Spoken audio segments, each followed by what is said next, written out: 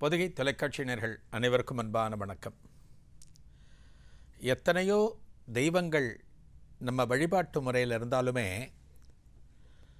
நம்ம ரொம்ப மறக்க முடியாத, தவிர்க்க முடியாத ஒரு தெய்வம் யார் அப்படின்னா விநாயகப் பெருமான்.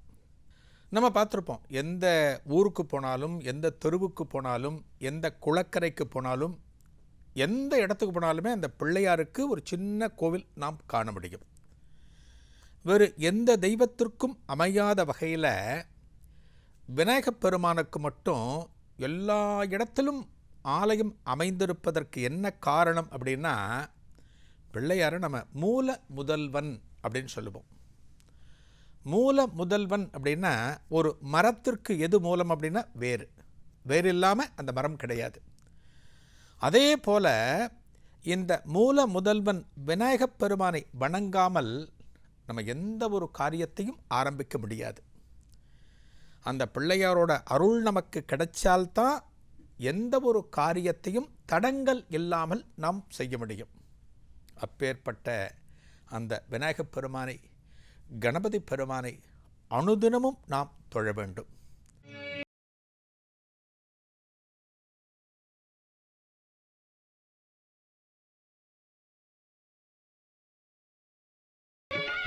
விநாயகன் அப்படிங்கிறதுக்கு என்ன அர்த்தம் அப்படின்னா, விநாயகனை நம்ம இப்படி பிரித்து பார்க்கணும். விநாயகன்னு பிரிக்கணும். வீண ஒப்பற்ற அப்படின்னு அர்த்தம். நாயகன் அப்படின்னா தலைவன் அர்த்தம். ஒப்பற்ற தலைவன் அவர் தான் விநாயகப் பெருமான். இந்த விநாயகப் பெருமானை வணங்குவதற்கு எண்ணற்ற நூல்கள் நமது புராணங்களில் சொல்லப்பட்டிருக்கிறது. ஒவ்வொரு தெய்வத்தோட அவதாரத்திற்கும் ஒரு கதை உண்டு. இப்போ முருகனா 6 குழந்தைகளை இணைச்சு ஆறுமுகன் உருவானா அப்படிங்கிறத நம்ம பார்க்குறோம். சுவாமி ஐயப்பனா மோகினியாக வந்த மகாவிஷ்ணுவும் சிவபெருமானும் இருவரது பார்வையும் கலந்து சாஸ்தா என்கிற ஐயப்பன் உருவானதாக நாம் பார்க்கிறோம். அதே போல் இந்த பிள்ளையார் உருவான கதை ரொம்ப சுவாரஸ்யமானது. விநாயகப் பெருமானோட அவதாரத்தை பற்றி பல கதைகள் சொல்லப்பட்டாலுமே சிவபுராணத்தில் சொல்லப்படுகிற இந்த கதைதான் பலராலும் அறியப்படுகிறது. என்ன கதை? அற்புதமான கதை. பார்வதி தேவிக்கு குழந்தை இல்லை. விநாயகர் தான் மூத்தவன். ஒரு குழந்தை இல்லை அப்படின்னா இன்றைக்கி நம்ம பார்க்குறோம், அந்த பெண் என்ன பண்ணுவா, தனக்கு குழந்தை பிறக்கலைன்னா அந்த குழந்தை பொம்மையெல்லாம் வச்சு அவள் விளையாண்டுருப்பாள். இது போல் தனக்கு குழந்தை பிறக்கணும் அப்படிங்கிறதுக்காக ஒரு பொம்மையை வச்சு அந்த பொம்மையை கொஞ்சறது, அந்த பொம்மையை தாளாற்றுறது, இப்படிலாம் நிறைய பண்ணுறதை நம்ம பார்க்குறோம். இந்த பார்வதி தேவி என்ன பண்ணுறாலாம், கையிலையில் தனக்கு குழந்தை இல்லைங்கிற ஏக்கத்தினால களிமண் இருக்குது பார்த்திங்களா, அந்த களிமண்ணை வச்சு ஒரு உருவம் தயார் செய்கிறாள். ஒரு குழந்தையோட உருவத்தை அந்த களிமண்ணிலேயே வடிக்கிறாள். அந்த வடித்து முடித்த பிறகு அந்த உருவத்தை பார்த்தா ரொம்ப அழகாக இருக்குது. பார்வதி தேவி அந்த களிமண் பொம்மையை கொஞ்சுகிறாள். சரி, அந்த நேரத்தில் சர்வேஸ்வரன் கையிலைக்கு வருகிறார். சிவபெருமான் தனது தேவியை பார்க்கிறார். தேவி வடித்த அந்த களிமண் பொம்மையை பார்க்கிறார். ஆஹா, தனது தேவிக்கு குழந்தை இல்லையேங்கிற ஒரு ஏக்கத்தினால இப்படி ஒரு அற்புதமான களிமண் உருவத்தை வெடிச்சிருக்காளே அப்படின்னு சிவபெருமான் என்ன பண்ணுறார், அந்த களிமண் பொம்மைக்கு உயிர் கொடுக்கிறாராம். சர்வேஸ்வரன் நினச்சா இந்த அகிலத்தையே அடக்க முடியும். இந்த அகிலத்தை என்ன வேண்டுமானாலும் செய்ய முடியும். ஒரு களிமண் பொம்மைக்கு உயிர் கொடுப்பது என்பது ஈசனால் முடியாததா? ஈசன் உயிர் கொடுத்துடுறார். அந்த களிமண் பொம்மைக்கு உயிர் கொடுத்தவுடனே ஒரு குழந்தையாக உருப்பெறுகிறது. பார்வதி தேவி மகிழ்கிறாள். அந்த குழந்தையை மடியில் வச்சு கொஞ்சுகிறாள். உண்மையான குழந்தை வந்தாச்சு. நம்ம வீட்டில் ஒரு குழந்தை பிறந்ததுன்னா என்ன பண்ணுவோம், சொந்தக்காரங்க அத்தனை பேரையும் வரவழைப்போம், நமது நண்பர்களை வரவழைப்போம், ஒரு விழாவாக கொண்டாடுவோம். அதே ஆசை சிவபெருமானுக்கு. சிவபெருமான் என்ன பண்ணுறார், பார்வதி தேவிக்கு கிடைத்த இந்த குழந்தைய இந்த கையிலையில் கொண்டாட வேண்டும் என்பதற்காக தனது கணபூதங்களை ஏவி தேவர்களையெல்லாம் அழைத்து வரச் சொல்கிறார்.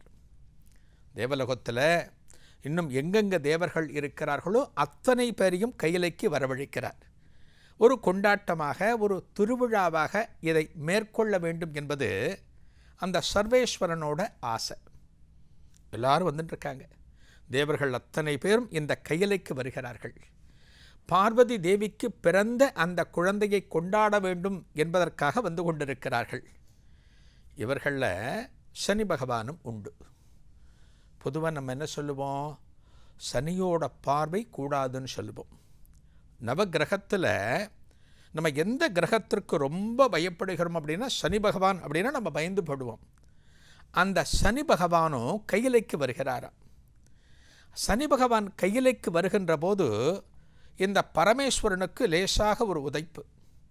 என்ன சொல்கிறார்? உடனே பார்வதி கிட்ட சொல்கிறாராம், மெல்ல சொல்கிறாராம், அம்மா தேவி, அந்த சனி பகவான் இந்த கையிலைக்கு வந்து கொண்டிருக்கிறான். அந்த சனி பகவானோட பார்வை இந்த குழந்தை மேலே பட்டுது அப்படின்னா ஏதேனும் அசம்பாவிதம் விளைந்துவிடும். அதனால் இந்த குழந்தைய நீ கொஞ்சம் ஜாக்கிரதையாக வச்சுக்கோ அப்படின்னு பரமேஸ்வரன் சொல்கிறாராம். சொன்ன உடனே பதைத்து போன பார்வதி தேவி அந்த குழந்தைய அப்படியே மூடி வச்சுக்கிறா. சனி பகவான் கையிலைக்குள் நுழைகிறாராம். சனி பகவானின் பார்வை அந்த குழந்தையோட தலை மேலே விழ, இந்த பார்வை இருக்க பற்றியில் அந்த தலை மேலே நிலகுத்தி நிற்கிறது. அடுத்த கணம் அந்த தலையானது அருந்து விழுகிறதாம். அப்படியே துண்டுபட்டது போல கையிலையில் விழ பார்வதி தேவி கதறுகிறாள். சனி பகவான் அங்கேருந்து போயிட்டார். ஆஹா, தான் வந்த காரியம் முடிந்து விட்டது அப்படின்னு சனி பகவான் அங்கிருந்து அகன்று விட்டார். பார்வதி தேவி தவிக்கிறாள். பிறந்து சற்று நேரம் கூட ஆகவில்லை, அதற்குள் இந்த குழந்தையின் தலை அறுபட்டு விட்டதே என்று பார்வதி தேவி பதைத்து கணவனை பார்க்கிறாள். ஈஸ்வரன் தானே பண்ணணும், இந்த குழந்தைக்கு உயிர் கொடுக்கணுமே. அப்போத்தான் தனது பூதகணங்கள் அத்தனை பேரையும் அந்த இடத்துக்கு வரவழைத்து, அனைவரும் 8 திக்கும் செல்லுங்கள். எந்த இடத்தில் வடக்கே தலை வைத்து ஒரு உயிரினம் படுத்திருக்கிறதோ அந்த உயிரினத்தின் தலையை கொண்டு வாருங்கள். அவ்வளோதான் உத்தரவு. வீட்டில் சொல்லுவாங்கள்ல, பெரியவங்க சொல்லுவாங்க, வீட்டில் ஒருத்தன் படுத்திருந்தான் அப்படின்னா, டேய் வடக்க தலை வச்சு படுக்காத, வேறு எங்கே வேணாலும் வச்சுக்கோ அப்படிம்பாங்க. அதுக்கு இதான் காரணம். வடக்க தலை வச்சு படுக்கக்கூடாது. வடக்கு திசை பக்கம் எந்த உயிரினம் தலை வைத்து படுத்திருக்கிறதோ அதன் தலையை கொய்து வாருங்கள்னு சிவபெருமான் சொல்கிறார். பூதகணங்கள் பறக்கின்றன. இந்த கணங்கள் அத்தனையும் போய் முதல்ல ஒரு கணம் பார்க்கிறது, வடக்க தலை வச்சு ஒரு யானையானது உறங்கி கொண்டிருக்கிறது, கீழே படுத்துட்டுருக்கு. இந்த யானையோட தலையை வெட்டி கொண்டு வந்து இறைவனிடம் கொடுக்க, ஈசன் அந்த உடம்பு இருக்கு பற்றில தலை தானே கீழே வந்து கொடுத்து, இந்த யானை தலையை அந்த குழந்தையின் உடல் மேல் வைக்க உயிர் பெறுகிறது. அவர்தான் விநாயகர். நமக்கெல்லாம் ஆச்சரியமாக இருக்கும் இல்லையா? என்னடா அது மனித உடலாக இருக்குது, யானை தலையாக இருக்கே அப்படின்னு நம்ம குழம்புவோம் இல்லையா? அப்படிப்பட்ட கதை தான் இன்றைக்கு இந்த விநாயகப் பெருமான யானை தலையோடு, முரம் போன்ற காதுகளோடு, மிகப்பெரிய தொப்பையோடு, நீண்ட துதிக்கையோடு நாம் பல ஆலயங்களில் வணங்கி வருகிறோம். இதான் பிள்ளையார் உருவான கதை. இந்த கதை பல மாதிரி சொன்னாலுமே இந்த சொல்கிற பாணிதான் பல நூல்களிலும் காணப்படுகின்றன. இந்த பார்வதி தேவி களிமண்ணால் வடித்த தினம்தான், உயிர் பெற்ற தினம்தான் விநாயகர் சதுர்த்தி. இப்போ புரியும் எல்லாருக்கும், ஏன் பிள்ளையார் சதுர்த்தி அன்னைக்கு பிள்ளையாரை நாம் களிமண்ணால் செய்கிறோம், களிமண் கொண்டு நாம் வணங்குகிறோம் என்பதற்கான காரணம் இதான் காரணம். எவ்வளவோ பண்ணலாம், பிளாஸ்டர் ஆஃப் பாரிஸ் இருக்குது, எத்தனையோ வகைகள் இருக்குது. ஆனாலும் அன்றைய தினம் இந்த விநாயகனை வணங்கணும் அப்படின்னா களிமண்ணால் செய்து வைத்து வணங்கினால்தான் அந்த விநாயகனின் பிறந்த தினத்தை நாம் கொண்டாடுவது போல் அமைகின்ற காரணத்தினால அதுபோல் நாம் வணங்குகிறோம். இந்த விநாயகப் பெருமானுக்கு உண்டான வழிபாட்டு முறைகள், அவர் வணங்கிறது எல்லாமே நமக்கு ரொம்ப எளிமையானது. நம்ம யாருமே கஷ்டப்பட வேண்டாம். இந்த பிள்ளையார் நமக்கு எப்படி வழிபாட்டு முறையை கொடுத்துருக்கார் அப்படின்னா, சாதாரணமான ஒரு ரோட்டில் இருக்கிற ஒரு எருக்கம்பு போகிறோம், ஒரு தும்பைப்பூ போகிறோம், ஒரு அருகம்புல் போகிறோம், எல்லாமே ரொம்ப சிம்பிள். அவல் போகிறோம், கடலை போகிறோம், பொறி கடலை போகிறோம், ஒரு நாட்டு சக்கரை போகிறோம். பெரிய பெரிய நிவேதனங்களை விநாயகப் பெருமான் கேட்கவே இல்லை. நாம் பிரியப்பட்டு பண்ணுறோம். ஆனால் இந்த விநாயகப் பெருமான் ரொம்ப எளிமையானவர். எப்போது கூப்பிட்ட குரலுக்கும் ஓடி வந்து நமது பிரார்த்தனைகளை நிறைவேற்றுகிறவர். பிள்ளையாரை கும்பிடாமல் எந்த ஒரு காரியத்தையும் நாம் செய்யக்கூடாது. இதை யார் சொல்லியிருக்கா? பரமேஸ்வரனே சொல்லியிருக்கார், பார்வதி தேவியே சொல்லியிருக்கார். இந்த உலகில் உள்ள அனைவருக்கும் பார்வதியும் பரமேஸ்வரன் சொல்கிறார்கள், எங்களோட பிள்ளைய விநாயகப் பெருமானை வணங்காமல் யாரும் எந்த ஒரு காரியத்தையும் துவங்கக்கூடாது. ஒருவேளை அப்படி ஆரம்பித்தா அந்த காரியம் ஒரு தடையில் போய் முடியும். நமக்கெல்லாம் என்ன எண்ணம் இருக்கும்? ஒரு நல்ல காரியம் ஆரம்பிக்கிறோம் அப்படின்னா அந்த காரியம் தடையில்லாமல் போகணுன்னு தான் நம்ம ஆசைப்படுவோம். என்ன பண்ணுவோம்? ஒரு கல்யாண பத்திரிக்கை முதல்ல பிள்ளையாற்ற கொண்டு வைப்போம். ஒரு வீடு பட்டாவை ஏதோ டாக்குமெண்ட் வந்திருக்க கொண்டு போய் பிள்ளையாற்ற வைப்போம். ஒரு மளிகை சாமான் லிஸ்ட்டு போடுறவன் முதல்ல பிள்ளையார் சுழி போட்டுட்டு அப்புறம்தான் வீட்டு மளிகை சாமான் எழுதுவோம். எந்த ஒரு காரியமாக இருந்தாலுமே விநாயகப் பெருமானை வணங்காமல் நாம் துவங்கலாகாது. அதற்கான ஒரு கதையும் ஒரு நிகழ்வும் அற்புதமானது.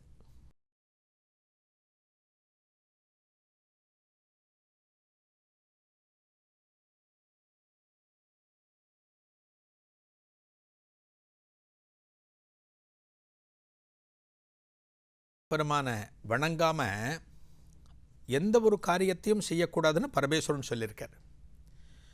ஒரு சட்டத்தை ஒருத்தர் பிறப்பிக்கிறார் அப்படின்னா அவர் அந்த சட்டத்தை மீறக்கூடாது. ஆனால் இங்கே பார்த்தோம் அப்படின்னா சட்டத்தை யார் பிறப்பித்தாரோ அவரே மீறிட்டார். யார்? பரமேஸ்வரன். இந்த காலத்தில் பூலோகத்தில் 3 அசுரர்கள், கமலாக்ஷன், வித்யுன்மாலி, இன்னொரு அரக்கன், 3 அரக்கன். இந்த 3 அரக்கனும் என்ன பண்ணாங்க?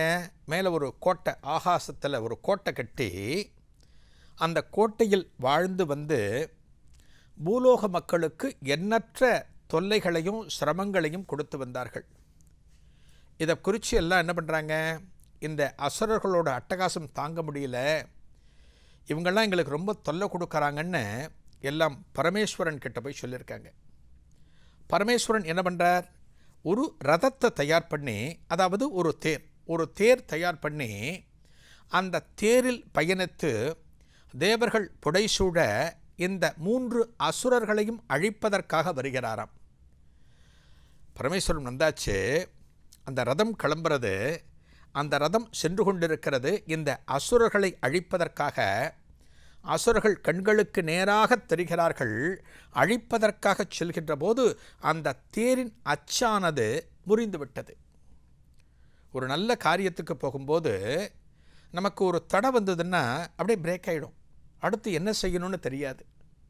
இந்த தேரின் அச்சு முறிந்த பிறகு சர்வேஸ்வரன் யோசிக்கிறார், என்னடா நமக்கே இப்படி ஆகுது, நமக்கே ஒரு தடை நிகழ்கிறதே, இந்த அசுரர்களை சம்ஹாரம் செய்யவில்லையே, அவர்களை சம்ஹாரம் செய்வதற்காகத்தானே நாம் வந்து கொண்டிருக்கிறோம் அப்படின்னு இறைவன் யோசிக்கின்ற போது அதற்கான காரணமாக தேவர்கள் சொல்கிறார்களாம், பகவானே, இந்த அசுரர்களை அழிக்க தாங்கள் புறப்படுவதற்கு முன் விநாயகப் பெருமானை வணங்க மறந்துவிட்டீர்கள்.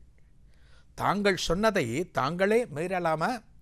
அந்த விநாயகப் பெருமானை வணங்காத காரணத்தினால்தான் இந்த அச்சானது முறிந்து விட்டது. தாங்கள் உடனே தங்கள் செல்வ மகனான அந்த விநாயகனை வணங்குங்கள். அதன் பிறகு இந்த தேரில் புறப்படுங்கள். தேரானது தானாக செல்லும், அந்த அச்சும் தானாக இணைந்துவிடும் என்று தேவர்கள் சொல்ல பரமேஸ்வரன் வந்து பிள்ளையார் கும்பிட்டாராம். யார்? தனது மகனை. எந்த இடத்துல அப்படின்னா, இந்த தேரின் அச்சு எந்த இடத்தில் முறிந்ததோ அந்த இடத்தில் இருக்கின்ற விநாயகப் பெருமானை வணங்குகிறாராம். அந்த விநாயகப் பெருமான் தான் அச்சு முறி விநாயகர் என்று வழங்கப்படுகிறார். இந்த விநாயகர் குடிகொண்டிருக்கக்கூடிய திருத்தலம் அச்சிரப்பாக்கம். சென்னையிலேருந்து நம்ம திருச்சிக்கு ஹைவேல போனோம் அப்படின்னா செங்கல்பட்டு தாண்டி வரும் இல்லையா, மதுராந்தகம் தாண்டி வரும் இல்லையா, அச்சிரப்பாக்கம்.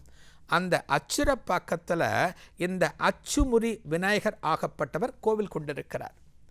அந்த பிள்ளையாரை போய் கும்பிடுகிறாராம். யார்? அப்பா பரமேஸ்வரன் கும்பிடுகிறார்.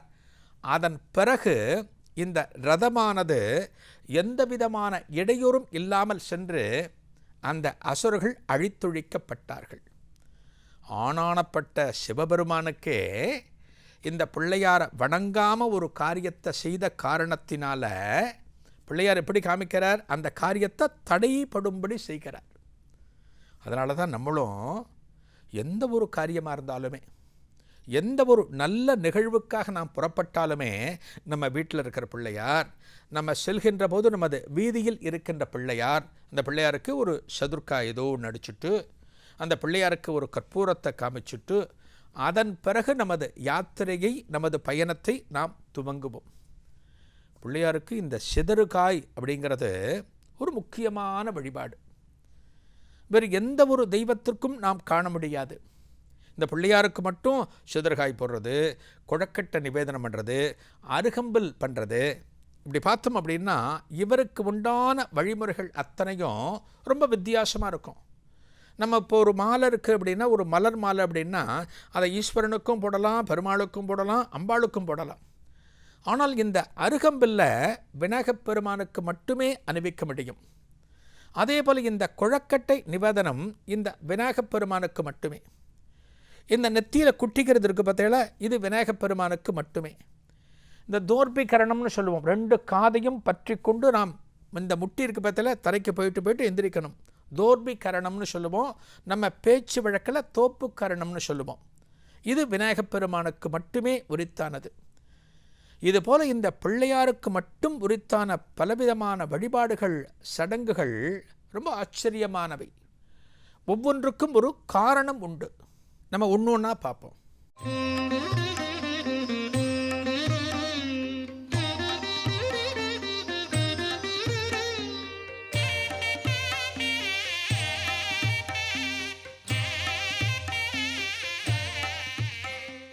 பிள்ளையார் வழிபாடு அப்படின்னாலே தேங்காய் தான் ரொம்ப முக்கியம்.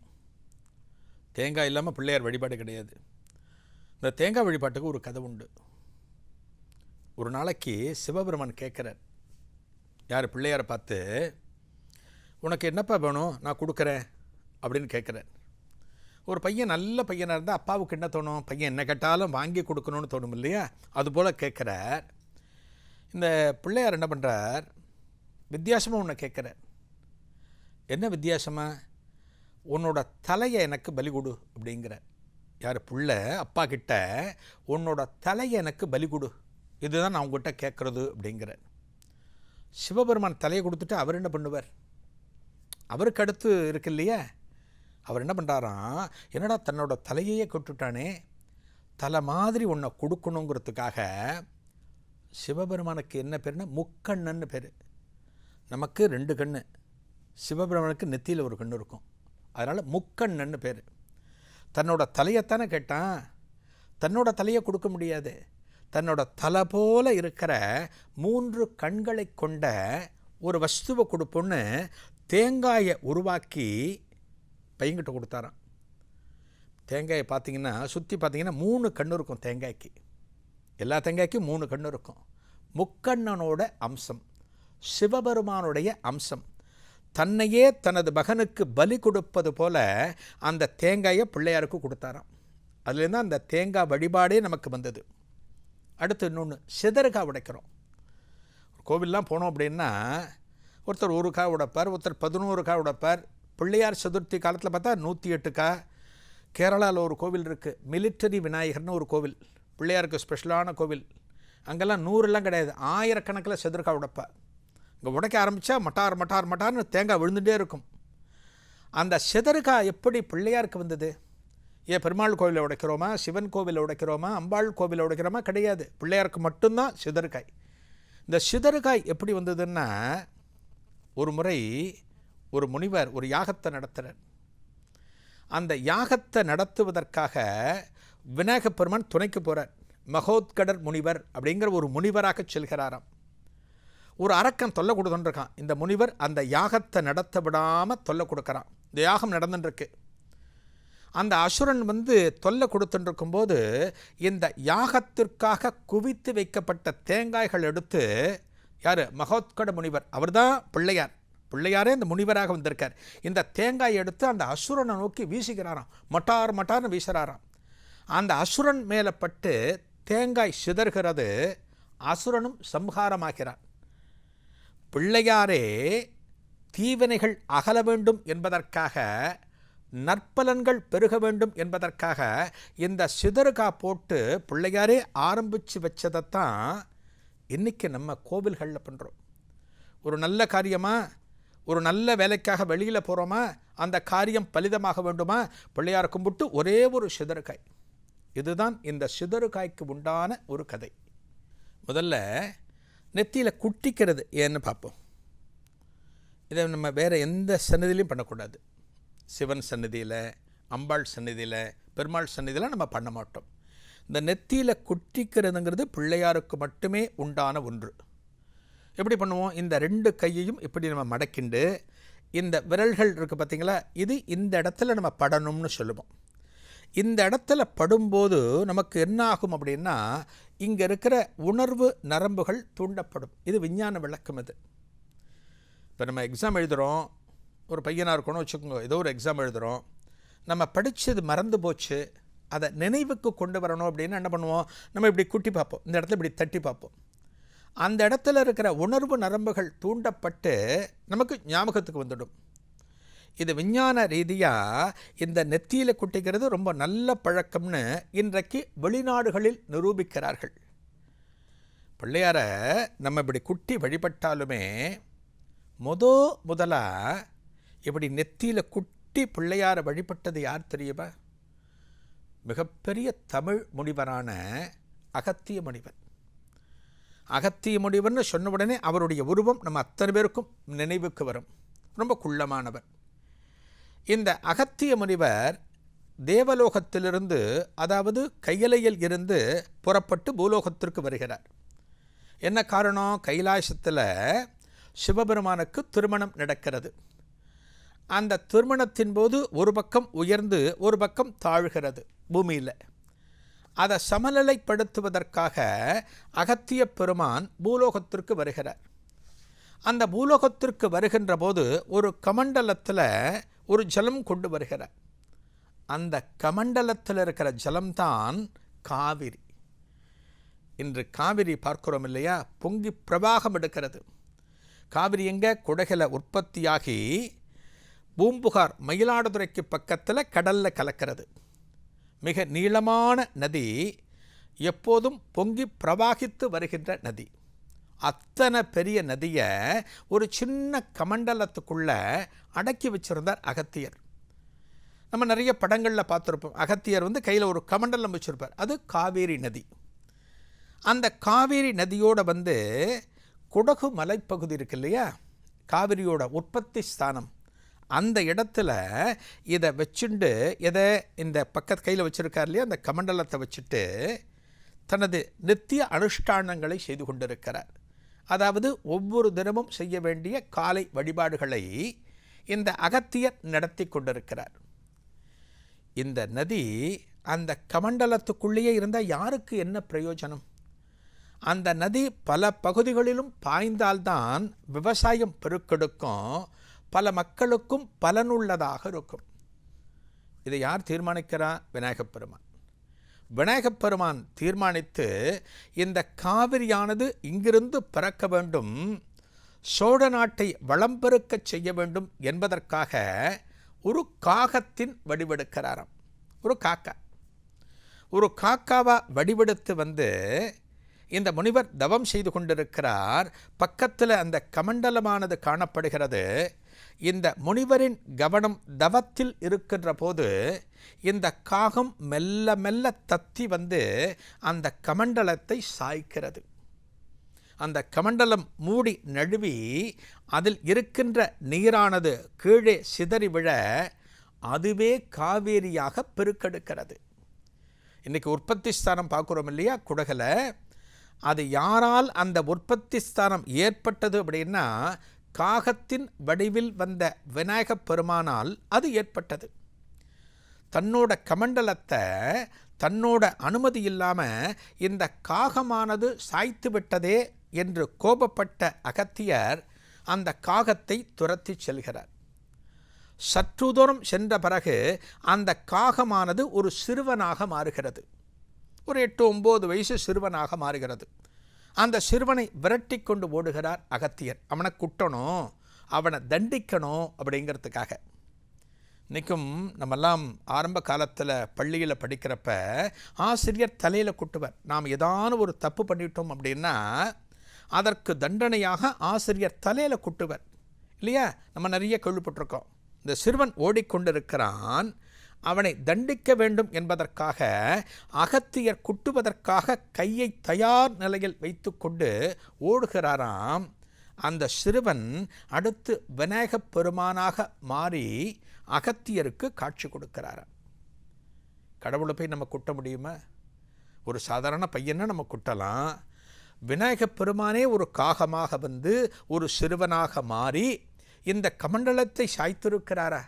அப்படியானால் இது இந்த லோகத்திற்கு நல்ல காரியம் என்று தீர்மானித்த அகத்திய பெருமான் அந்த சிறுவனை குட்டுவதில் இருந்து மீண்டு தன் தலையை தானே குட்டிக் கொள்கிறாராம். தானே அந்த விநாயகப் பெருமானிடம் மன்னிப்பு கேட்பது போல இப்படி குட்டிக்கிறாராம். அந்த அவர் குட்டின்றது தான் இன்றைக்கி நம்ம கோவில்களில் பண்ணிட்டுருக்கோம். நாம் ஏதேனும் தவறு செய்துவிட்டால் அந்த தவறில் இருந்து மீள்வதற்காக விநாயகப் பெருமானிடம் குட்டி கொண்டு மன்னிப்பு கேட்கிறோம். கோவிலுக்கு போய் சாமி கும்பிட்றவங்க அத்தனை பேருமே அவர்கள் செய்த தவறுகளில் இருந்து மீள்வதற்காக இந்த பகவான்கிட்ட பிரார்த்தனை பண்ணுறாங்க. அதே போலத்தான் பிள்ளையார்கிட்டையும் அகத்தியர் அன்னைக்கு ஆரம்பித்தது இன்றைக்கு நாமும் செய்து வருகிறோம். இன்னொரு கதையும் உண்டு. இந்த கொட்டிக்கிறதுக்கு அகத்தியர் ஒரு காரணம், இன்னொரு காரணம் விபீஷணன். ராமாயண காலத்தில் விபீஷணனை பற்றி நம்ம நிறைய படிச்சிருக்கோம். இந்த விபீஷணன் ராமபிரானை சரண் புகுந்து அந்த ராமபிரானின் பரம அருளை பெற்றவர் விபீஷணன். இந்த விபீஷணனுக்கு ராமன் ஒரு பரிசு கொடுக்குறான். எதற்காக பரிசு கொடுக்குறான்? இந்த யுத்தம் நல்ல விதமாக முடிந்து விட்டது, தனது வெற்றிக்கு இந்த விபீஷணன் மிகவும் உதவியிருக்கிறான் என்பதற்காக அதுநாள் வரை தான் பூஜித்த ஒரு விமானத்தை, ஒரு வடிவத்தை ராமபிரான் விபீஷணனுக்கு கொடுக்கிறான். அதுதான் ஸ்ரீரங்கத்தில் இருக்கிற பெருமாள் அந்த விமானம். இது அப்படியே தனது கைகளில் தாங்கிக் கொண்டு எங்கே அயோத்தியிலிருந்து இலங்கையை நோக்கி நடந்து கொண்டிருக்கிறான் விபீஷணன். என்ன ஆசை தெரியுமா விபீஷணனுக்கு? ராமபிரான் கையால் பட்ட இந்த விமானம், இந்த ஆலயம் இலங்கையில் அமைய வேண்டும் என்பதற்காக அதை கையில் வச்சுட்டே நடந்து வந்துட்டுருக்கானான். ராமபிரான் ஒரே ஒரு நிபந்தனை விதித்தார். எந்த ஒரு காலத்திலும் இதை நீ பூமியில் வைக்கக்கூடாது. பூமியில் நீ இறக்கி வச்ச அப்படின்னா அது அந்த இடத்திலேயே நிலை கொண்டு விடும். அதனால் பூமியில் வைக்காமலே நீ எடுத்துகிட்டு போகணும். உன்னோட அனுஷ்டானம், உன்னோட குளியல், உன்னோட மற்ற தேவைகளுக்காக இதை நீ யார்கிட்டையான கொடுத்துட்டு தான் நீ பண்ணணும், தரையில் வைக்கக்கூடாது. இதுதான் ராமபிரான் விதித்த நிபந்தனை. அதன்படி வந்துட்டுருக்கான் விபீஷணன். ஸ்ரீரங்கத்துக்கு வரான். திருச்சிக்கு பக்கத்தில் ஸ்ரீரங்கத்தில் ரங்கநாதர் ஆலயத்தை நாம் தரிசிக்கிறோமே, அந்த பகுதிக்கு வருகிறான் விபீஷணன். அதுவரை ஸ்ரீரங்கத்தில் ரங்கநாதர் கோவில் கிடையாது. இவர் தான் ரங்கநாதர். இந்த விமானம் தூக்கிட்டு வரானே, அந்த விமானம்தான் ஸ்ரீரங்க விமானம், ஸ்ரீரங்கநாதர். இந்த காவிரி கரைக்கு வந்தவுடனே, இந்த பகுதிக்கு வந்தவுடனே மாலை பொழுது வருகிறது. தனது அனுஷ்டானங்களை நடத்தணும், குளிக்கணும், இதை யார்கிட்ட கொடுக்கலாம் அப்படின்னு தேடுகிற போது ஒரு சிறுவன் தென்படுகிறான். அந்த சிறுவன் தான் விநாயகர். விநாயகப் பெருமான் ஒரு சிறுவனாக வந்து இந்த ஸ்ரீரங்கமானது இந்த தமிழ் பிரதேசத்தில் அமைய வேண்டும், இந்த காவிரிக்கும் கொள்ளிடத்திற்கும் நடுப்பற அமையணுங்கிறதுக்காக ஒரு சிறுவனாக வந்து நிற்கிறான். விபீஷணன் சிறுவனை பார்க்கிறான். அப்பா, நான் குளிக்கணும், எனது அனுஷ்டானத்தை பண்ணணும், அதுவரை இதை நீ வச்சுக்கோ அப்படிங்கிறான். இந்த காலத்தில் நம்மால் ஒரு 20 கிலோ 15 கிலோ மூட்டையை தூக்க முடியாது. நமக்கெல்லாம் ஒரு சந்தேகம் வரும். எப்படிடா அத்தனை பெரிய விமானத்தை ஒரு சிறுவன்கிட்ட கொடுத்தான் அப்படின்னு நம்ம கேள்வி கேட்கக்கூடாது. அந்த காலத்தில் இருந்த வலு, அந்த காலத்தில் இருந்த பக்தி, அதெல்லாம் வேற. இறைவனுடைய அருள் நமக்கு கிடைச்சிடுத்து அப்படின்னா எத்தகைய மிகப்பெரிய காரியத்தையும் வெகு சாதாரணமாக நம்மால் செய்துவிட முடியும். இந்த சிறுவன்கிட்ட கேட்குறான், நீ கொஞ்சம் வச்சுக்கோ, நான் அனுஷ்டானம் முடிக்கணுங்கிறான். பிள்ளையார வந்த சிறுவனுக்கு அதான ஆசை, அதை வாங்கிக்கிறார். வாங்கிட்டு கையில் வச்சுருக்கான் சிறுவன். அந்த நதியில் மூழ்குகிறான் விபீஷணன். மூழ்கி எழுந்து பார்க்கின்ற போது இந்த விமானம் கீழே மண்ணில் காணப்படுகிறது, தரைத்தளத்தில் காணப்படுகிறது. பார்த்தவுடனே விபீஷணனுக்கு அதிர்ச்சி.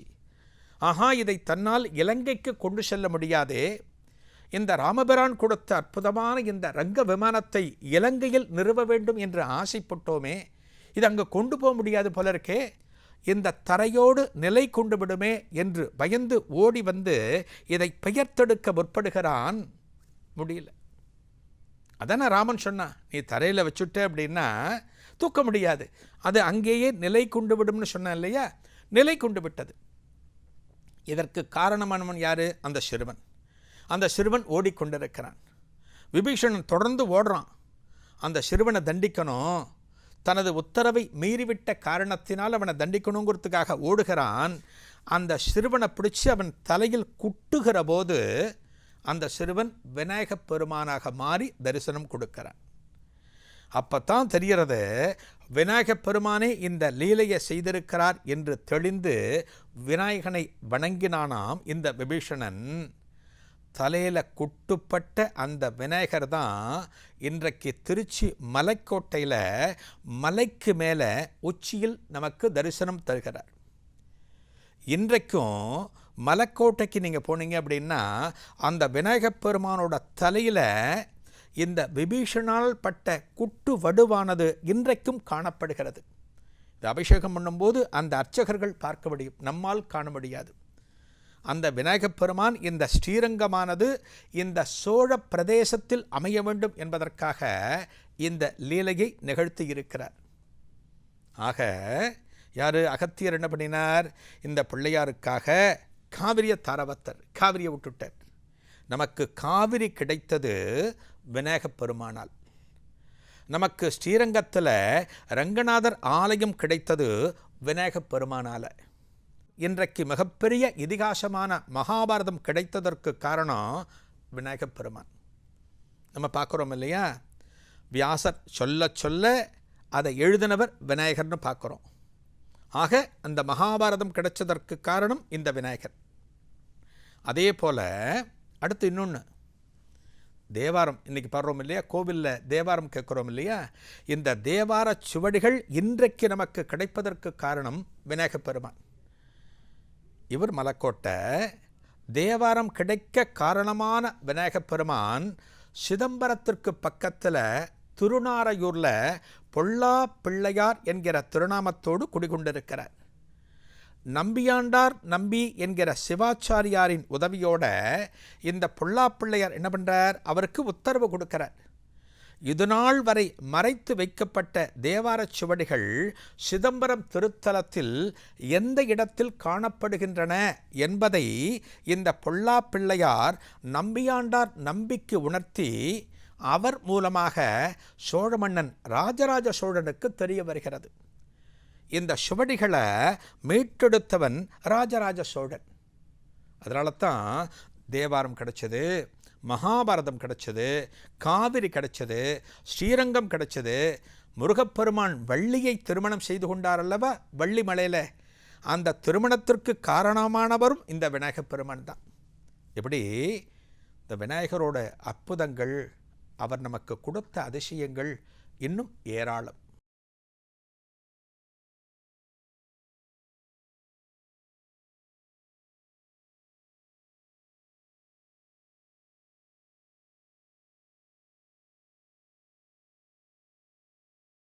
பிள்ளையாருக்கு நம்ம ஒவ்வொரு சிறப்பாக பார்த்துட்டு வரோம். இப்போ தலையில் குட்டிக்கிறத பற்றி நம்ம பார்த்தோம். இன்னொன்று பார்த்தோம் அப்படின்னா, இந்த கைகளை இப்படி கிராஸாக வச்சுட்டு நம்ம பிள்ளையார்கிட்ட தோப்புக்கரணம் போடுவோம். காலை முட்டி கீழே தரையில் பட்டு மேலே எந்திரிக்கிறது. இன்றைக்கெல்லாம் எந்த கோவிலையும் நம்ம பார்க்க முடியாது. சும்மா இப்படி வைப்பாங்க, அவ்வளோதான். அதான் தோப்பிக்கரணம் இன்றைக்கி. அன்றைக்கெல்லாம் உடம்பு வளைஞ்சு கொடுத்தது. இன்றைக்கி ஒரு நாளைக்கு 100 தோப்புக்கரணம் போடணும். 100 தோப்புக்கரணம் ஒருத்தர் போட்டார்னா அவருக்கு ஆயுஷ் வரைக்கும் எந்த வியாதியும் வராதாம். இது விஞ்ஞானத்தில் நிரூபிக்கப்பட்டது. இந்த தோப்புக்கரணங்கிறது பிள்ளையாரை வழிபடுவதற்காக நமக்கு கொடுத்தது.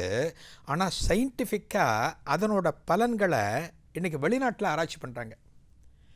இந்த தோப்பு கரணம் எப்படி வந்ததுங்கிறதுக்கும் ஒரு கதை, நிறைய கதை இருக்குது. அதில் அதிகம் சொல்லப்படக்கூடிய ஒரு கதை அற்புதமான கதை. கைலாசத்தில் சிவபெருமான் வாழ்ந்து கொண்டு இருக்கிறார். இப்போ நமக்கெல்லாம் எப்படி வீடு மயிலாப்பூரில் இருக்குது, மாம்பழத்தில் இருக்குதுன்னு சொல்கிறோமோ, சிவபெருமானுடைய வீடு கைலாசத்தில் இருக்குது. அந்த வீட்டில் சிவபெருமான் இருக்கார். வாசலில் குழந்தைகள்லாம் விளையாடும் இல்லையா, அதுபோல் விநாயகப் பெருமான் விளையாடிட்டுருக்கார். சின்ன குழந்தை விநாயகப் பெருமான் விளையாடிட்டுருக்கார். அப்போ மகாவிஷ்ணு வர, மகாவிஷ்ணு சிவபெருமானை பார்ப்பதற்காக இந்த கையிலைக்குள் நுழைகிறார். நுழையும் போது இந்த குழந்தை விளையாடிட்டுருக்கு. மகாவிஷ்ணுக்கிட்ட என்ன இருக்கும்? சங்கு சக்கரம் இருக்கும் இல்லையா? சங்கு சக்கரதாரின்னு நம்ம சொல்லுவோம் அந்த மகாவிஷ்ணுவை. அந்த சக்கரத்தை பார்த்த உடனே இந்த விநாயகப் பெருமானுக்கு அது ஏதோ ஒரு விளையாட்டு பொருள் அப்படின்னு தோணிடுது. குழந்தைகளுக்கு எதை பார்த்தாலுமே விளையாட்டு பொருளாக தெரியும். என்ன பண்ணுறார்? இந்த மகாவிஷ்ணு நுழைகின்ற போது அந்த குழந்தையை பார்த்து கொஞ்சம் நகைக்கிறாராம். ஒரு குண்டா ஒரு மாதிரி இருக்கு இல்லையா, இந்த குழந்தையை பார்த்தோன்னு சிரிக்கின்ற போது இந்த சக்கரம் நழுவி கீழே விழுந்துடுத்து. சக்கரம் கீழே விழுந்துடுத்து. அதை எடுக்கிறதுக்காக மகாவிஷ்ணு குனிகிற போது அந்த குழந்தை ஓடி வந்து அந்த சக்கரத்தை தன்னோட கையில் எடுத்து தனது வாய்க்குள்ளே போட்டு கொடுத்தான். இந்த சக்கரத்தை வாய்க்குள்ளே போட்டு கொடுத்தான். மகாவிஷ்ணு தடுமாறி போகிறார். ஏன்னா அவருக்கு மிகப்பெரிய ஆயுதம் சக்கராயுதம். எதிரிகளை துவம்சம் செய்வதற்கு, அசுர சம்ஹாரம் நிகழ்த்துவதற்கு அந்த சக்கராயுதம் அவசியம் தேவை. இந்த குழந்தை வாயில் போட்டுண்டாச்சு. இந்த குழந்தைகிட்ட இங்கே நிற்கிறது. இந்த சக்கரத்தை எப்படி கேட்கறது? வாய்க்குள்ளே விரல் விட்டு எடுக்க முடியுமா? குழந்தை வாயை திறக்காது. என்ன பண்ணுறாராம்? அப்போத்தான் மகாவிஷ்ணு இந்த குழந்தைய சிரிக்க வச்சோம் அப்படின்னா இங்கே மாட்டிகிட்டு இருக்கிற சக்கரம் வெளியில் வந்து விழுந்துடும்னு முதலாக அவர் தான் கையை இப்படி வச்சு இந்த ஒரு தோப்பு கரணத்தை அவர் தான் ஆரம்பித்தாராம். இந்த குழந்தை சிரிக்கணுங்கிறதுக்காக இந்த தோப்பு கரணத்தை உட்காந்து போட ஆரம்பித்தார். நம்ம வீட்டிலே ஒரு குழந்தை அழுதுது அப்படின்னா அதை சிரிக்க வைக்கிறதுக்கு என்ன பண்ணுறோம்? குட்டிக்கரணம் போடுறது, டான்ஸ் ஆடுறது, நம்ம ஏதானு ஒன்று பண்ணுறோம். ஒரு வித்தியாசமான செயல்பாடுகளை பார்த்தாலே குழந்தைகளுக்கு ஒரு சந்தோஷம். அந்த வகையில் இதை பார்த்த உடனே இந்த குழந்தை கழுக்கு முழுக்குன்னு சிரித்து அந்த சக்கராயுதம் வெளியில் வந்து விழறதான் மகாவிஷ்ணு எடுத்துன்னு போயிட்டார். இப்படித்தான் மகாவிஷ்ணு ஆரம்பித்த அந்த தோர்பி கரணம் அப்படின்னு சொல்லுவோம். தோர்பினா கைகளால் அப்படின்னு அர்த்தம். கரணம் அப்படின்னா காது. கைகளால் காதுகளை பற்றி கொண்டு போடுவது தோர்பி கரணம் என்று சொல்லி இன்றைக்கி நம்ம அதை தோப்புக்கரணம் ரொம்ப சிம்பிளாக்கிட்டோம். இன்றைக்கி இது விநாயகப் பெருமானுக்கு ரொம்ப முக்கியமானது. விநாயகப் பெருமான் மனம் மகிழ்வாராம். நம்ம தோப்புக்கரணம் போட்டால் அவர் சந்தோஷப்படுவார். அவர் சந்தோஷப்பட்டார்னா நம்ம என்ன கேட்டாலுமே, நம்ம என்ன பிரார்த்தனை வச்சாலுமே நமக்கு அவற்றை வழங்கி விடுவார். அதனால் எந்த பிள்ளையார் சன்னதிக்கு போனாலுமே நல்ல தலையில் குட்டிண்டு வழிபடணும். இந்த கால் முட்டி தரையில் படும்படியாக தோர்பி கரணத்தை நாம் சமர்ப்பிக்க வேண்டும். அப்படி செஞ்சோம் அப்படின்னா பிள்ளையாரோட பரிபூரணமான அருள் நமக்கு கிடைத்துவிடும். பிள்ளையார்கிட்ட நம்ம என்ன பிரார்த்தனை பண்ணினாலுமே, என்ன கேட்டாலுமே அவர் நமக்கு கொடுத்துடுவார். பொதுவாக விநாயகப் பெருமான்கிட்டேருந்து நமக்கு என்ன கிடைக்கும் அப்படின்னா புத்தி கூர்மை கிடைக்கும். இன்றைக்கி அதுதான் நமக்கு தேணும். இன்றைக்கி அதுதான் நமக்கு அவசியம். இன்றைக்கி புத்தி நமக்கு நன்றாக அமைந்து விட்டால் நமக்கு எல்லா காரியமும் ரொம்ப சுலபமாக பலிதமாகும். ஏதான நம்ம தப்பு பண்ணும்போது என்ன சொல்லுவாங்க? ஏன்டா புத்தி இல்லாமல் இப்படி நடந்துக்கிற அப்படின்னு சொல்கிறாங்க இல்லையா? புத்தி கூர்மை இல்லாத காரணத்தினால் நம்ம கஷ்டப்படுறோம். எல்லா காரியங்களிலும் வெற்றி அது பிள்ளையார் கும்பிட்டா கிடைக்கும். அருணகிரிநாதர் சொல்லுவார், எப்படி ஒரு கற்பகத்தரு நாம் கேட்டனவற்றையெல்லாம் கொடுக்கிறதோ, ஒரு காமதேனு நாம் விரும்பிய அனைத்தையும் கொடுக்கிறதோ, ஒரு சிந்தாமணி நாம் பிரார்த்தித்த அத்தனையும் கொடுக்கிறதோ அதே போலத்தான் பிள்ளையாரும் நாம் கேட்டதை அத்தனையும் கொடுப்பார்னு அருணகிரிநாதர் சொல்கிறார். இந்த பிள்ளையாருக்கு ரொம்ப உகந்த வழிபாடு என்ன அப்படின்னா அருகம்பல். ரோடு ஓரமாக கிராமங்களில் பார்த்தோம் அப்படின்னா ஒரு புதர் மண்டி காணப்படும் அருகம்பல். அந்த அருகம்பல் தான் இந்த விநாயகப் பெருமானுக்கு மிகவும் உகந்தது. ஒரே ஒரு அருகம்பல் இருக்குது பார்த்தீங்களா, ஒத்த பில்லு இருக்குது பார்த்தீங்களா, அதனுடைய சக்திங்கிறது இந்திரன் தனது தலையில் அணிந்திருக்கக்கூடிய கிரீடத்தை விட மணிமுடியை விட அதிக சக்தியும் கொண்டது, அதிக பலனையும் கொடுக்கக்கூடியது ஒற்றை அருகம்புல் என்று சொல்லப்பட்டிருக்கிறது. இந்திரன் யாரு? தேவர்களின் தலைவன். தேவர்கள் அத்தனை பேருக்கும் தலைவன். அவன் அணிந்திருக்கிற அந்த கிரீடத்துக்கு எத்தனை சக்தியோ, எத்தனை பலன் கொடுக்குமோ, அவை அத்தனையையும் ஒற்றை அருகம்பல் கொடுத்து விடுமா. எந்த கோவிலில் பிள்ளையாரை பார்த்தாலுமே அருகம்பல் இல்லாமல் இருக்க மாட்டார். ஒரு சாதாரணமான தெருவில் இருக்கிற பிள்ளையாரா, நம்ம வீட்டில் இருக்கிற பிள்ளையாரா, எங்கேயான அருகம்பல் வாங்கி அவருக்கு சாத்துவோம். என்ன சிறப்பு இந்த அருகம்பல்லுக்கு அப்படிங்கிறது நம்ம மனசில் இப்போ தோணும். அந்த காலத்தில் ஒரு அசுரன் இருந்தான். இந்த காலத்தில் பார்த்தோம் அப்படின்னா அசுரர்கள் ராஜ்யம்தான். இந்த அசுரர்களிடம் இருந்து மீள வேண்டும் என்பதற்காக பூலோகவாசிகளுக்கு தேவர்களும் தெய்வங்களும் உதவினார்கள். இந்த அசுரன் பேர் அனலாசுரன் அப்படின்னு பேர். அனல்னாலே உங்களுக்கு அர்த்தம் தெரியும், சூடுன்னு அர்த்தம். என்னடா உடம்பு அனல் போல கொதிக்குதே அப்படின்னு சொல்லுவோம். அனல்னா சூடு. இந்த அசுரன் பேரே அனலாசுரன். அவன் கிட்டக்கையே போக முடியாது, தகிச்சுன்னு இருப்பான். அவனோட யாரும் யுத்தம் பண்ணி ஜெயிக்க முடியாது. இந்த அசுரன் என்ன பண்ணினா, பூலோகவாசிகள் அத்தனை பேருக்கும் தேவர்கள் அத்தனை பேருக்கும் தொந்தரவுகளை கொடுத்துருந்தான். ரொம்ப இடையூறுகள் கொடுத்து வந்தான். தேவர்கள்லாம் போய் சிவபெருமான் கிட்ட சொல்கிறாங்க, ஈஸ்வரா, இந்த அனலாசுரனுடைய அட்டகாசம் தாங்க முடியல, அவனை சம்ஹாரம் பண்ணணும், அவனை சம்ஹாரம் பண்ணினாத்தான் நாங்கள்லாம் நன்னா இருக்க முடியும் அப்படின்னு தேவர்கள் சொல்ல, பரமேஸ்வரன் சொல்கிறாராம், இதெல்லாம் ரொம்ப ரொம்ப எளிமையான வேலை, இதுக்கெல்லாம் நான் வரமாட்டேன், என் பையனை அனுப்புகிறேன், அவனை கூட்டிகிட்டு போங்கோ அப்படின்னு யாரை அடையாளம் காமிச்சார் தெரியுமா?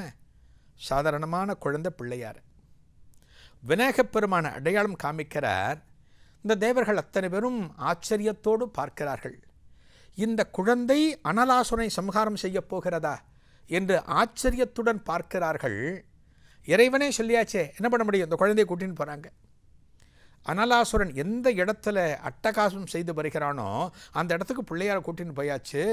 இவன் தான்ப்பா அனலாசுரன், இவனைத்தான் சம்ஹாரம் நீ பண்ணுவேன்னு உங்கள் அப்பா சொல்லியிருக்கார் என்று சொன்ன உடனே இந்த விநாயகப் பெருமான் அனலாசுரனுடன் ஒரு யுத்தம் செய்கிறார். இந்த யுத்தம் பல நாட்கள் நீடித்ததாம். அனலாசுரன் கையும் ஓங்கியிருக்கு, இந்த விநாயகப் பெருமான் கையும் ஓங்கியிருக்கு. ஆனால் அவன் சம்ஹாரம் செய்யப்படலை. ஒரு நாள் பார்க்குறார் பிள்ளையார், இவனை விட்டு வச்சாதானே ஆபத்து, நமக்கோ பெரிய உடம்பு, பெரிய வயிறு, இவன் அப்படியே எடுத்து முழுங்கிடுவோமே நம்ம அப்படின்னு ஒரு நாள் என்ன பண்ணுறார், தனது உருவத்தை கொஞ்சம் விஸ்வரூபம் எடுத்து அந்த அனலாசுரன் அப்படியே பிடிச்சி தனது வாய்க்குள் போட்டு கொண்டு விடுகிறார். ஒரு அசுரன் அவனை வாய்க்குள்ளே போட்டுன்றார். அவன் எப்படி இருப்பான்னு சொன்ன, அனல்னா சூடுன்னு சொல்லியிருக்கேன். ஒரு சூடான ஒரு பொருளை நம்ம வாய்க்குள்ளே போட்டோம், ஒரு காஃபியே குடித்தோம் அப்படின்னா நாக்கு சுத்துப்படும், நாக்கு அப்படியே சுட்டு போயிடும். ஒரு சூடான பதார்த்தத்தை நம்ம உள்ளே போட்டோம் அப்படின்னா உள்ளே இறங்குற வரைக்கும் தகிப்பு தாங்க முடியாது. அனலாசுரன் சூடு அவன் அப்படியே வாய்க்குள்ளே போட்டுட்டார். அவன் உள்ளே போய் ஜீரணமாகலை. என்ன பண்ணுறான், பிள்ளையாரோட உடம்பு முழுக்க சூட்டை கிளப்புறான். பிள்ளையார் தவிக்கிறார், நெளிகிறார். அந்த சூட்டில் நெளிய ஆரம்பிக்கிறார். இந்த தேவர்கள் அத்தனை பேரும் பார்க்கறா, ஆஹா, விநாயகப் பெருமானுக்கு உடல் சூடு தாங்கவில்லையே, அந்த சூட்டினால் தவிக்கிறாரேன்னு சொல்லிட்டு பெரிய பெரிய சர்ப்பங்களை கொண்டு வந்து, பாம்புகளை கொண்டு வந்து பிள்ளையாரோட வயிற்றில் கட்டுறாங்க. சில கோவில்களில் பார்த்தீங்கன்னா பிள்ளையாரோட வயிற்றில் பாம்பு சுற்றி இருக்கும். என்னடா அது, நம்ம பெல்ட்டு போட்டுக்கிற மாதிரி பிள்ளையார் பாம்பை சுற்றின்னு இருக்காரே நமக்கு தோணுமே தவிர காரணம் தெரியாது. இதான் காரணம். நம்ம உடம்புல இருக்கிற சூடு குறையணும் அப்படின்னா பாம்பு எடுத்து சுற்றிக்கணுமா. நீங்கள் யாரும் அப்படி சுற்றிக்கக்கூடாது. பாம்பு கொடிய விஷம் கொண்டது. பகவான் பண்ணலாம். இந்த குழந்தையோட வயிற்றை சுற்றி பாம்புகளை கொண்டு வந்து கட்டுகிறார்கள், சுருட்டி மடிக்கிறார்கள். அந்த பாம்புகள் உடலில் ஊர்ந்தும் அந்த சூடு குறையலை. அடுத்து என்ன பண்ணுறாங்க தேவர்கள்? கங்கா ஜலத்தை குடம் குடமாக கொண்டு வந்து விநாயகப் பெருமான் மேல் ஊற்றுகிறார்கள். கங்கா ஜலம் குடங்குடமாக ஊற்றுறாங்க. இந்த குழந்தைக்கு சூடு குறையுமா அப்படின்னு பண்ணுறாங்க. சூடு குறையலை. அவன் ஜீரணமாகலை. சூட்டை வெளிப்படுத்திகிட்டே இருக்கான் அந்த அனலாசுரன். அப்போ ஒரு தேவர் என்ன பண்ணுறார்? அப்படியே நடந்து போகிறார். சாலை ஓரமாக, ரோடு ஓரமாக ஒரு புல். அந்த புல்லை ஒத்த புல் எடுக்கிறார். ஒத்த புல் எடுத்துட்டு வந்து இந்த விநாயகப் பெருமான் சூட்டினால் தவித்து கொண்டிருக்கிறார் அல்லவா, அவரது தலைக்கு மேலே அந்த ஒத்த பில்லை வைக்கிறாராம். இப்படி தலைக்கு மேலே வச்ச உடனே அடுத்த கணம் அந்த சூடு குறைந்து உள்ளே இருக்கின்ற அனலாசுரன் ஜீரணம் ஆகிவிட்டான். விநாயகப் பெருமான் இயல்பான நிலைக்கு வந்துவிட்டார். சர்ப்பங்களால் முடியாதது, கங்கா ஜலத்தால் முடியாதது. அந்த சூடு எப்படி குறைஞ்சது அப்படின்னா ஒரே ஒரு அருகம்பில்லினால். அருகம்பில்லுக்கு விஞ்ஞான வகையில் எத்தகைய குணம் உண்டு. பீச்சுக்கு வாக்கிங் போகிறோம் அப்படின்னா காலங்காலத்தில் என்ன ஜூஸு?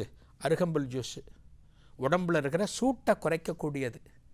இந்த அருகம்பில்ல பிள்ளையாருக்கு வச்ச காரணத்தினால, சூடு குறைந்த காரணத்தினால தேவர்கள் அத்தனை பேருக்கும் அவர் அருளினார். அதுபோல இந்த பிள்ளையாருக்கு நம்மளும் அருகம்பில்ல வச்சு வணங்கினோம் அப்படின்னா அவர் உடல் குளிர்ந்து நம்ம என்ன கேட்குறோமோ, என் பொண்ணுக்கு கல்யாணம் ஆகணும், என் பையனுக்கு வேலை கிடைக்கணும், நான் வெளிநாடு போகணும், நம்ம என்ன பிரார்த்தனை வைக்கிறோமோ அந்த பிரார்த்தனைகளை அந்த விநாயகப் பெருமான் நிறைவேற்றி விடுவார். இதுதான் அருகம்பில் வழிபாட்டிற்கு உண்டான அற்புதமான ஒரு நிகழ்வு.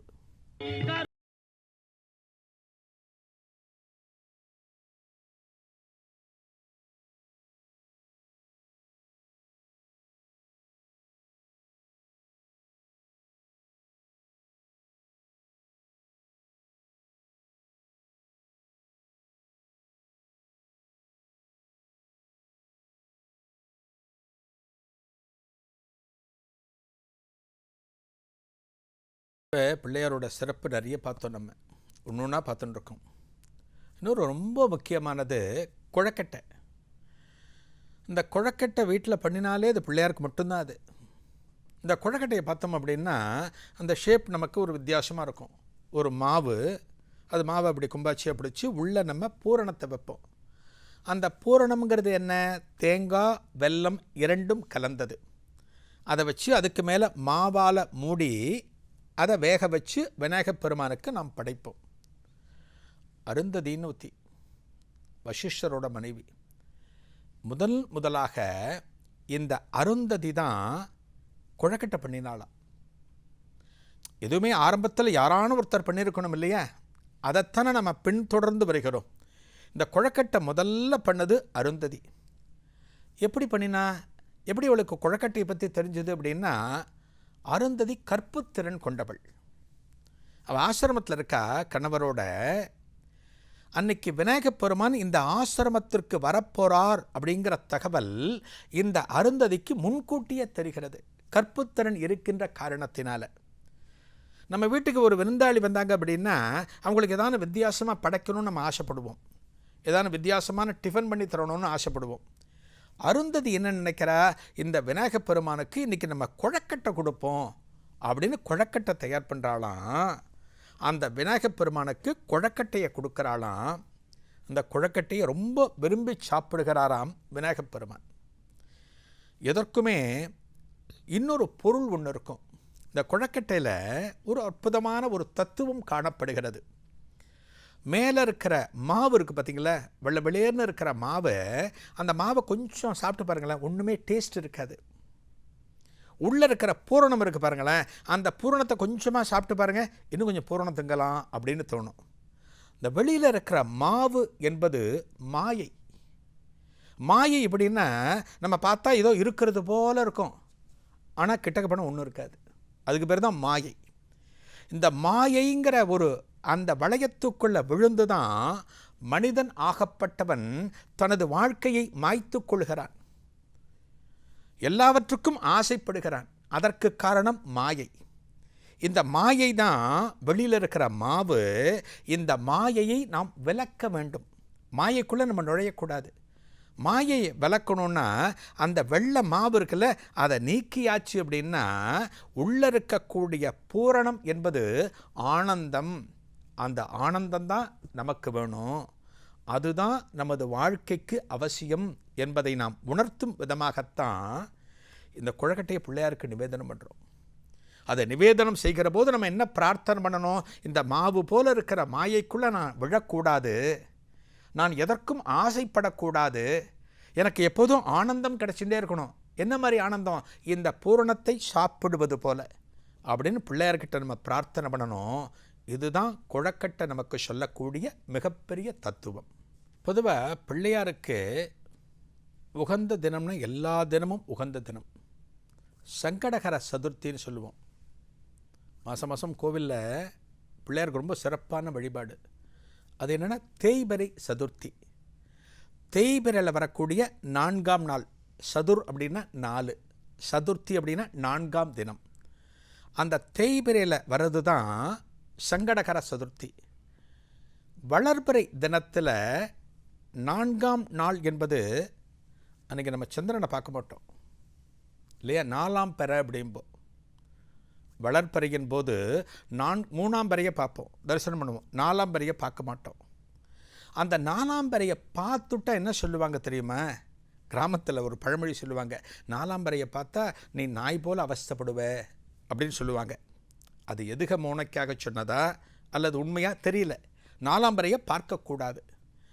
அந்த 4ஆம் பிறையை ஒருத்தர் பார்த்துட்டார் அப்படின்னா, அதாவது வளர்ப்பிறை 4ஆம் பிறையை பார்த்துவிட்டால் அவருக்கு என்ன பரிகாரம் அப்படின்னா, இந்த தேய்பிறை இருக்குது பார்த்தில, சங்கடகர சதுர்த்தி சொன்னேன் இல்லையா, அன்னைக்கு சங்கடகர சதுர்த்தி தினத்தன்று விநாயகப் பெருமான் வழிபாடு முடிந்த பிறகு சந்திரனை பார்க்க வேண்டும்.